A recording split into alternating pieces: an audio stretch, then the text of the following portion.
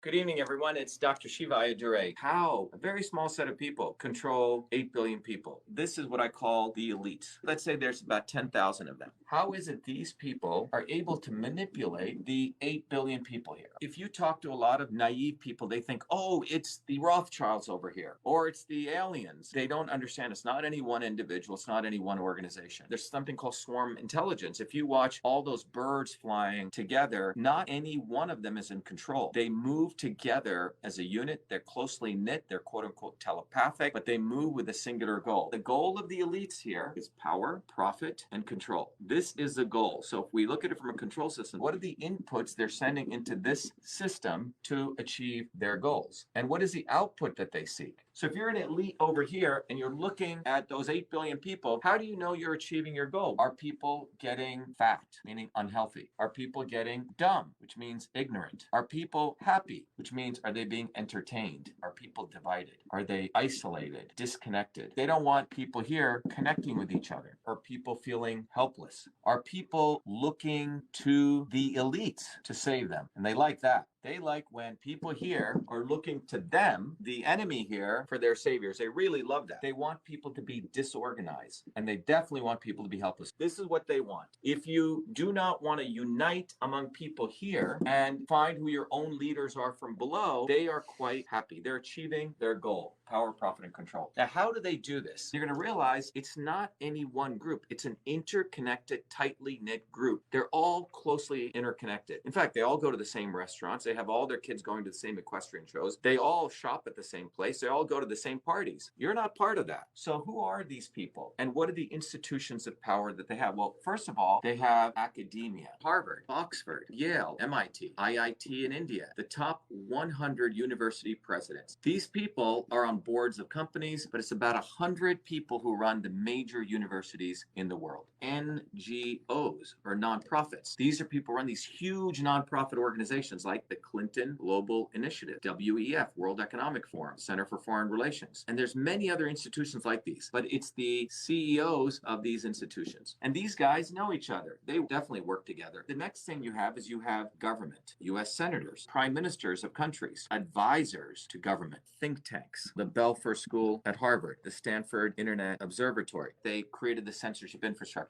This includes CIA, right? Intelligence organizations. And again, all these people know each other. They're interconnected. They're a swarm. They're tightly knit. They're not divided like these people over here. They're not disconnected. They're highly interconnected. So these people are focused on power. But then you also have a whole nother people, the CEOs of the global 2,000 companies, other big organizations like big pharma companies, Pfizer, big agriculture companies like Syngenta, big investment companies, JP Morgan. You put Deutsche Bank here. You put Epstein down here. Okay, he was involved in all this. You also have the Fed, the central banks. All these people party together. When I say party together, I mean literally they party together, guys. Absolute close-knit friends. And in fact, the CEO of a global 2,000 company will easily move to one of the investment companies down here. If you look at Target, big companies like Anheuser-Busch and Exxon, you'll find that at one point they were in one of these investment companies, and these investment companies sit on the board of these companies and they shuffle back and forth. So this is all about making money, right? These people are about making the dollar. These people are all about power. This is profit. And then fundamentally, you have control. Hollywood over here. This includes celebrities. You have their agents, Hollywood agents, like Ari Emanuel, as I've talked about, who's a guy who controls most of Hollywood. He controls Worldwide Wrestling Federation, the MMA, etc. The media companies. This includes Disney, Viacom. This includes now Facebook, Twitter, YouTube. These are large media companies. Google, you can put in there also. You also have big news stations, CNN, Fox. And combined with this, now we have another group, social media influencers. This is like Joe Rogan, Tucker Carlson, these characters who have come in, but they do not exist without support from these guys. If you notice, overnight, a bunch of social media influencers have come out of nowhere. And these people are created by these people. So when you look at this, the academics, the NGOs, the government, the think tanks, the investment companies, the Fed, the big pharma, the CEOs, the Hollywood celebrities, media, social media influencers, and the news companies, and you can even take the top 10 of each one of these, they all know each other everyone. And in order to manipulate these people, they need front men to manipulate these people with policies. Because what comes out are policies. These are the inputs they put into the system, propaganda. They feed these people purposely, people who they tell them are going to save them, like the Elon Musks or Trump or the Kennedys. Now, who are the people part of the swarm that does that?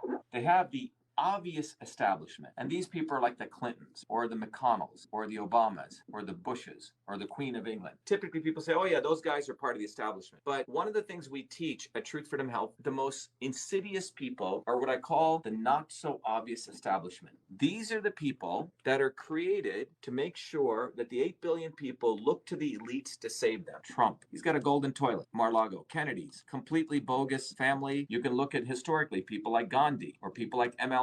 These people all came and were endorsed by the swarm. These people do not exist. They live in Malibu. They live in the places of the elites. And these people are the ones that are used to send the inputs of this controller. In system science, these are the controllers. These are the people controlling the inputs that go in. And remember, their goal is to make sure people are in the state of division, disconnection, and helplessness, particularly. They're observing all this. They have their sensors. And one of the features that they notice is that as long as people are in dysfunction and diseased mentally, physically, emotionally, they're happy. Well, what are those diseases these days? We see obesity. We see endocrine disruption, men with low testosterone, and people questioning their sexuality. We also see people with cancer. The world's population's life expectancy is going down. The United States is going this way, and this from 1980 to 2020. They like this. This is life expectancy. In fact, when they see dysfunction, you know what they do? They put another input in, which is normalize the dysfunction. Eat sugars and high fructose food. Well, over here, people have been literally getting fat. It's led to obesity. Or they've been putting in foods that are affecting people's gut microbiome. This is what I call from policy to biology. People are getting worse and worse. They're actually making more money because the obesity now creates obesity drugs. The endocrine disruptors, let's talk about this. This will really explain what's going on with Bud Light. About 20 years ago, there was research done at the universities that clearly showed the use of restricted use pesticides like atrazine and other chemicals in the atmosphere actually cause endocrine disruption, which could reduce male testosterone, which could also affect mammals where the sex organs can change. And this was done by the work of Tyrone Hayes. So if you're over here at a university and you find out one of your researchers discovered that, and you are playing golf with people over here at Syngenta is the one who produced atrazine, they're going to say, hey man, we don't want this research coming out, because you have to understand something. The investment community here is investing in all of these companies. So if you're one of these large investment companies, you're moving trillions of dollars. $600 trillion,